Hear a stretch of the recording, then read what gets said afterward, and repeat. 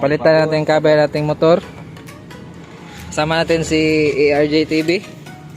Yung bago lang na monetize. Congratulations. What's up? What's up daw. Ngayon guys, papalitan natin yung rear fender niya. So may buksan tayo kasi dito yung ano yun. May socket niya. Papalitan din natin ng kahit sa plate number. So ito yung mga ano guys, mga bagong pyesa guys. Ito sa ano ito. Sa plate number light to. Then ito sa ano lang. Dito sa walang sponsor. Ito.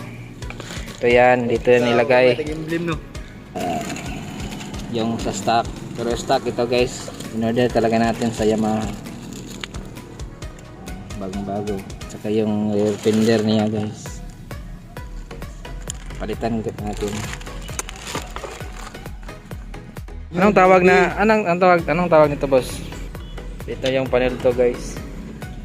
So ito yung pinalitan natin guys. Panel to. Panel 1 at saka panel to. Then dito rin sa headlight niya. Kabila din sa ano.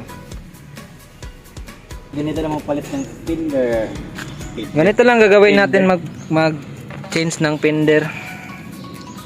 Madali lang. Pero madali lang guys. okay lang. Okay lang. Hindi mo lang bawat minuto.